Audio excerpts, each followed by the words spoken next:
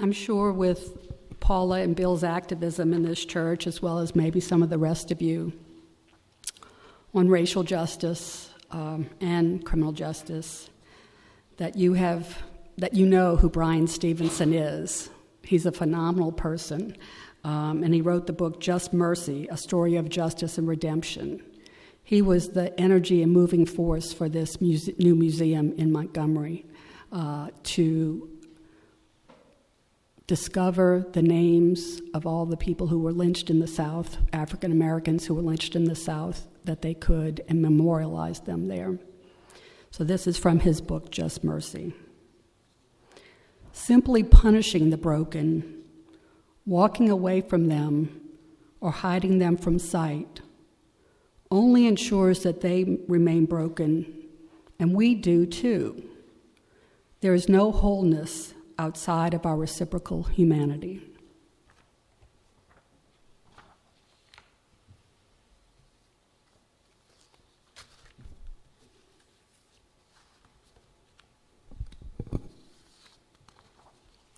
They did it. The 4 young black men, aged 18 to 21, were caught on videotape, which aired on the news numerous times in the first week or so after the attack. One of them even turned himself into the police the next day. They were all involved, but not equally culpable. So the racially motivated problem that has occurred all too often in the U.S. of young black men being wrongly accused and arrested was not an issue or the issue in this case. And with the victims are 2 white men who work on staff for the UUA in Boston. UUA is our Unitarian Universalist Association, for anyone who's visiting. That's our national organization of congregations. The victims were brutally attacked during the UUA's General Assembly in New Orleans last summer.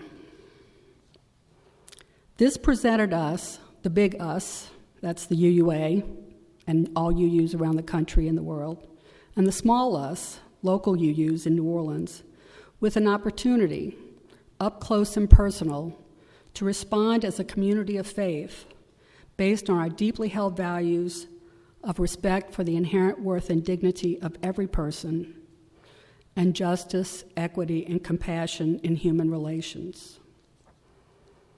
And for us, more recently at the First UU Church of New Orleans, our commitment to the Black Lives Matter movement. All of this brought us to the point to engage in a struggle for justice and healing for the victims, for the offenders, and the community. Specifically, a struggle for restorative justice, an approach which provides an alternative to incarceration and long prison sentences for the offenders, as it aims to repair and provide healing for the victims and everyone else involved. Good morning, friends. I bring you greetings from the First UU Church of New Orleans, where I'm a member, Community Church UU, North Shore UU Society, and the Center for Ethical Living and Social Justice Renewal. We're all in the greater New Orleans area, and we're the 4 entities on the ground who have been doing the work for restorative justice in this case.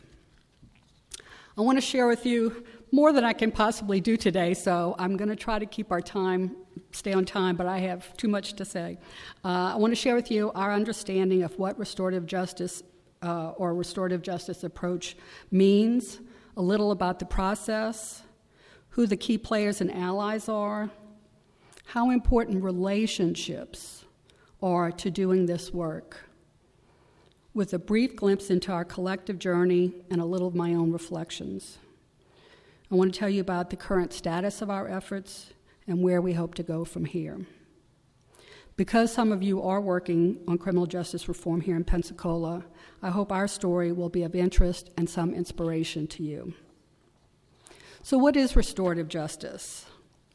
Most simply, restorative justice focuses on the rehabilitation of offenders through reconciliation with the victims and the community at large.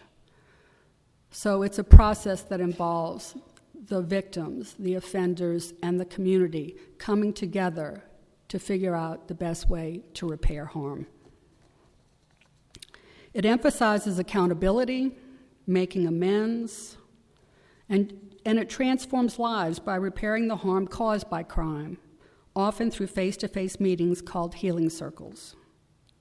The Center for Justice and Reconciliation says that is an important contemporary expression of timeless standards of justice.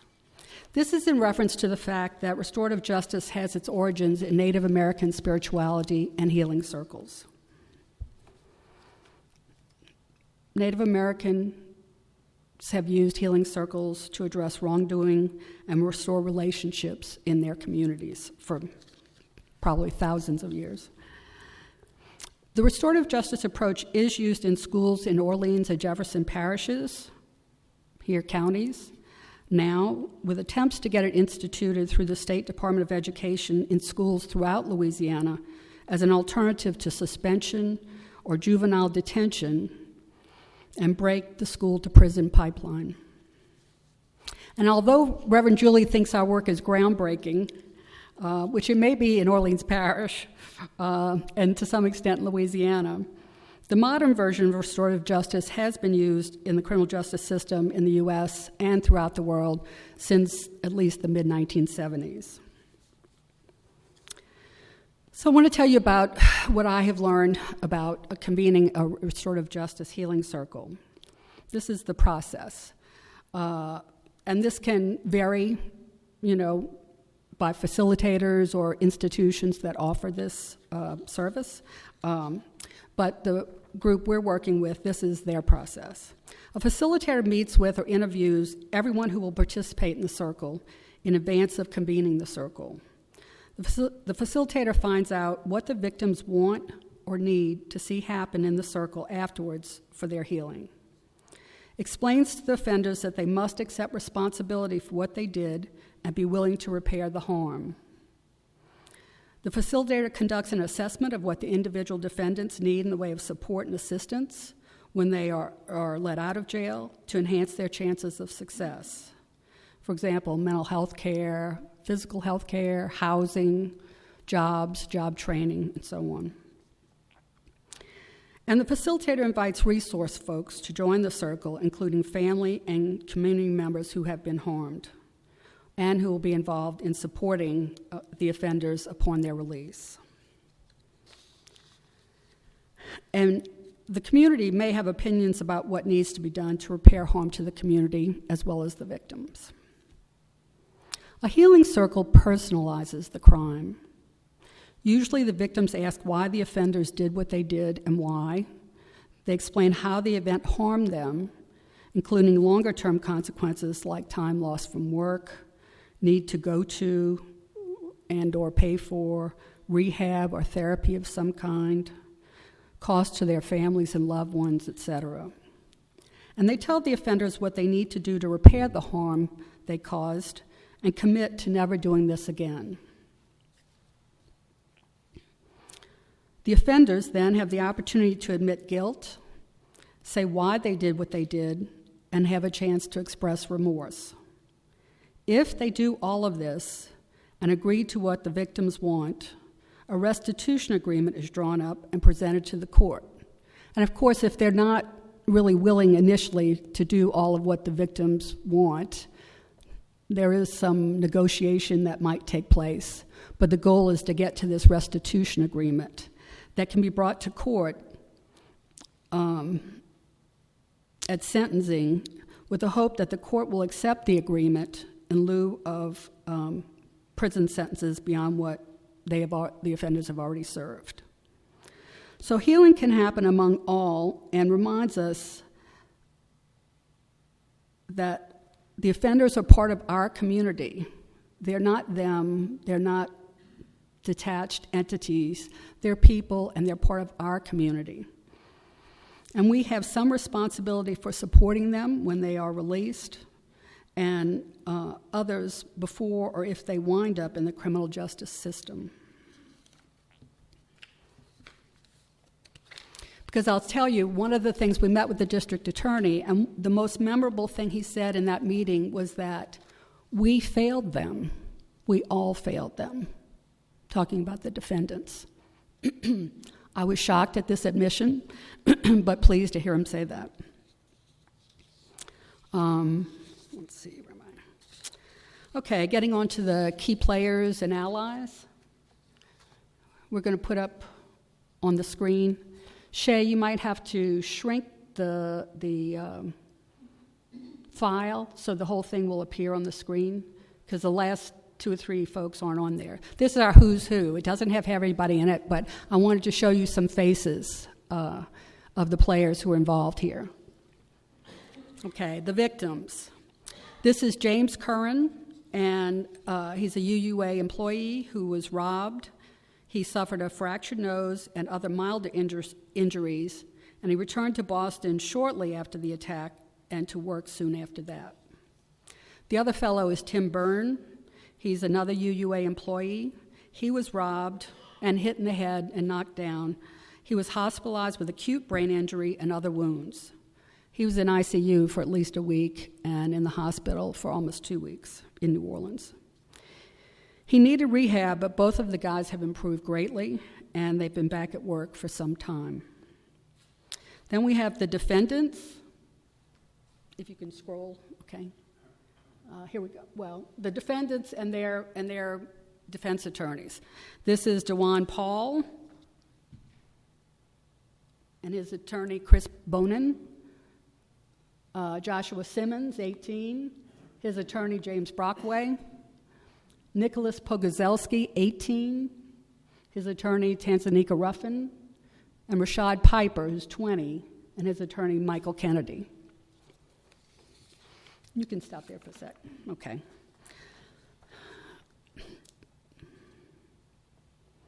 Three of these 4 defendants were living at Covenant House, a shelter for runaway and homeless youth on the edge of the French Quarter when the attack happened. Covenant House is a wonderful place. They do really tough work, and they work in the streets of New Orleans to help young people who are... Sadly, the vast majority of the kids they help have experienced years of abuse, violence, and trauma. That seems to have been true for Rashad, who was in foster care most of his life and shuffled all over Louisiana, and he suffers from a serious mental health condition, and maybe some of the others. DeJuan is the only one with any observable parental or family support. His mother comes to hearings, joined us to meet with the district attorney, and supposedly has written letters to the victims to apologize for what his son did, for what her son did. You can't send it yet due to court process. All of these 4 young men were charged with second-degree robbery, which carries mandatory prison sentences. The minimum is 3 years and the maximum is 30 years. One attorney is trying to get the charges amended to a lower charge for his client, who was probably the least culpable in the whole event. And then we've got the criminal justice system. We don't have pictures of these folks. Key player here is Judge Camille Burris. She's the judge for Section H at Orleans Parish Criminal District Court. She's been on the bench for about 30 years, so she is very entrenched in doing things as they have been done for a long time. But I have to say, she recognizes us when we go in court, because we wear our standing or now on the side of love T-shirts or our Black Lives Matter T-shirts. And she will move the hearing for these guys up on the docket for that day so that she doesn't keep us there all day, particularly if nothing's going to happen, if it's a continuance or, they're waiting to get a competency hearing or something. And then we've got the district attorney, Leon Canizaro. Leon's worked in criminal justice his entire adult life. I knew Leon's parents because my son went to their daycare center. So I loved his parents. They were wonderful people. And I went to high school with his wife, and we both are realtors now. So I have lots of connections to them. So I was the one who set up our meetings and so on. And then the assistant district attorneys. There have been 3 on this case in 11 months. We'll say 10 months by the time they changed to the last one. And Laura Rodrigue, who is an assistant district attorney, who is also the daughter of the district attorney, who did a mediation in a recent past case, and she and her dad compare restorative justice to that, but it wasn't the same. She seems to have interest in doing something alternative, so even though she's not in the court with the case, she is an important influencer. And then, of course, we have the defense attorneys, which you saw all of them up there, the four of them. Two have been very receptive to learning about restorative justice from us or through us and considering it. One has been sort of hesitant, and one very negative, and she has not attended any meetings and has not done anything with us. And then we have our allies. Of course, at the UUA, it's Reverend Susan Frederick Gray, our new president last year. She gave an inspiring message at GA, somberly delivering the news of the attack before our Sunday service. She urged us to remember our UU values of universal love and compassion for all people. And she wrote a letter to the DA and judge a bit later advocating for restorative justice. And then there's also Reverend Elizabeth Wynn. She's the Ministry Associate for Youth and Young Adults of Color at the UUA. She is our main contact and conduit at the UUA to communicate with Tim and James and give input on our strategy. I was going to say something else about her, but I forget. I think I have it somewhere else. But the UUA has been very protective of Tim and James. They've screened all of their cards and letters. As you can imagine, hundreds, if not thousands, have poured in across the country. So they all go to the Human Resources Office at UUA, and UUA kind of goes through it to make sure nothing's in there that would be more traumatizing than the experience itself.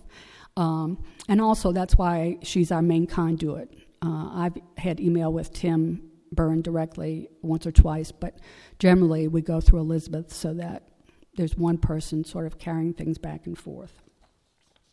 But then there are also a couple of UU ministers who gave pastoral care to them when they were in the hospital right after the attack. Reverend Deanna Vandiver, who's the co-director of the Center for Ethical Living and Social Justice Renewal, I'll call CELSJR from now on, and Reverend Darcy Roque, who was living in New Orleans, but she was working for the UUA at the time. She's now the minister of Community Church. The two of them were the ones mainly involved with giving pastoral care, and Deanna's been involved in a little bit more, which I'll tell you about. I believe the relationships that were forged with the planning committee, UUA staff, CELSJR, and local UUs getting ready and working for GA 2017 made community organizing and restorative justice advocacy move faster and easier for all of us than it would have been otherwise. Then there's the Center for Restorative Approaches. This was founded by Troy Bechet. She's the CEO and founder. As it happens, one of our members, FUNO members, Jolanda Walter, knew Troy and about her work because Jolanda created her website for the center. The Center for Restorative Justice Approaches provides communities with training and tools that build relationships. Relationships are key to all of this, and that allow for those most impacted by conflict and crime to develop their own solutions and ways of repairing harm. The center works largely with schools and facilitates restorative justice circles.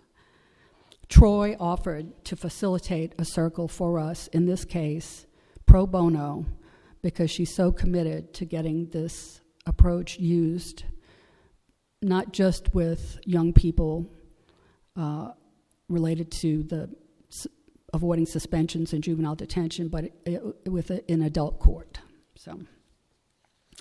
And then we have an ally in Virginia Ryan. She works for the Orleans Parish Sheriff's Office. She's a justice system administrator. She's working on a grant, and she's been tasked with reducing the prison population. So she's on our side, and she's a good source of intel. And then the Circle Keeper in Boston. Janet Connors, who's a wonderful person. Scroll down some more. You'll see some of these folks here. That's our minister, Reverend Paul, Jolanda, Reverend Deanna, me, Reverend Melanie, she's been involved, Leslie with our church, Janet Connors, she's the circle keeper in Boston. Janet lost her own son to gun violence about a decade ago and speaks from personal experience as well as training. She offered to do a circle with Tim and James in Boston to help them see what it was like and see if they would be willing to engage in a healing circle with the offenders in New Orleans. So those are the key players. And because we all work full time, we have not had time to. We want to reach out and get more allies to join with us, but we haven't had a chance to do that. So, and then for me, I had some hesitancy about jumping on the restorative justice bandwagon. I was really upset, angry, grief-stricken when this happened in New Orleans at the first GA being held in New Orleans ever. It was very disturbing for many of us who had invested a lot in that event.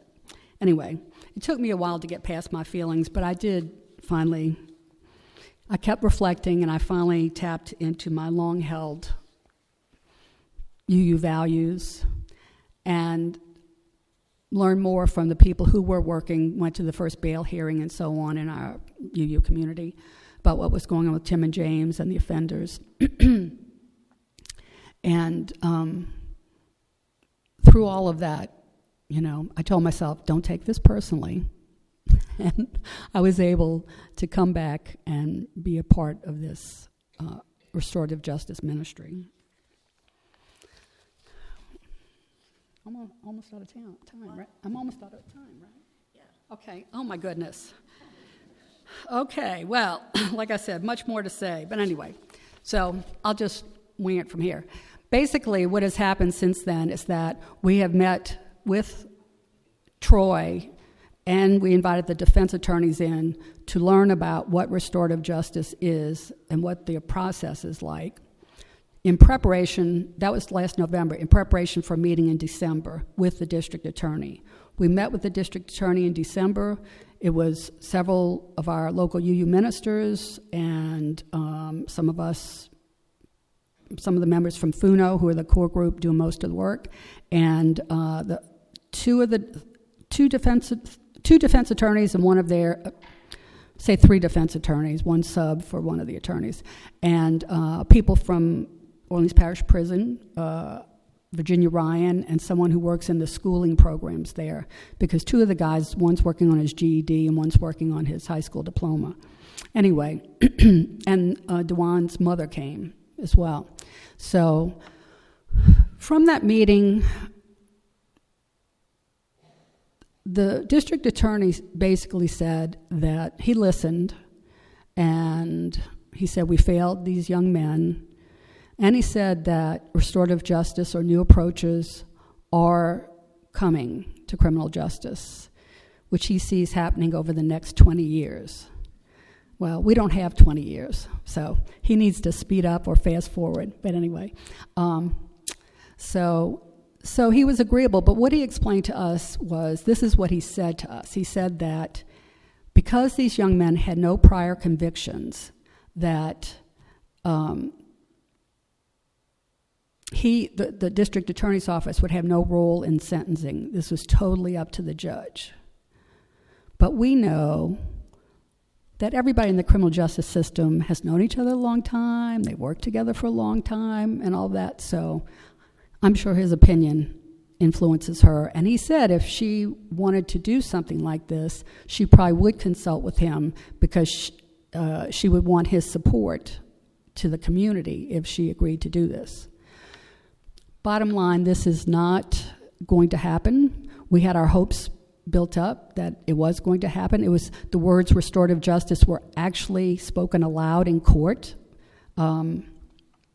earlier this month at a hearing, when one of the defense attorneys stood up and asked the judge for a continuance because ADA Laura Rodriguez was going to convene a restorative justice circle in the case, and they wanted time for that to happen.